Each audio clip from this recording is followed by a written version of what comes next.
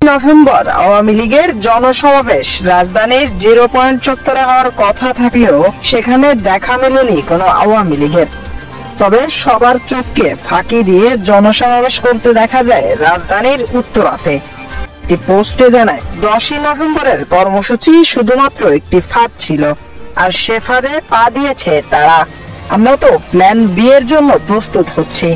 জয়ের ফাঁদে কারা পা দিয়েছে জানাচ্ছেন সহকর্মী নাজমুল হাসান।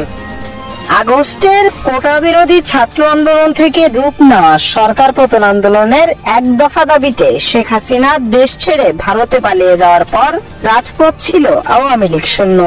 মাঝে মধ্যে উদীয়মান সূর্যের মতো হঠাৎ করে উদয় হলেও ঘন মেঘে ঢেকে গেছে প্রতিবারই।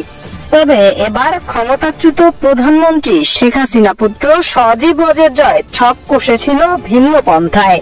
কি সেই পন্থা সেটা পুরোপুরি ভাবে না জানালেও বোঝা গেছে কিছুটা। 10 নভেম্বরকে প্ল্যান এ আখ্যা দিয়ে দলের নেতাকর্মীদেরকে প্ল্যান বি এর জন্য প্রস্তুত হতে বলেছেন শেখ হাসিনা। এইরকম ভিডিও দেখতে অবশ্যই আমাদের চ্যানেলটি সাবস্ক্রাইব করে পিন করে রাখবেন।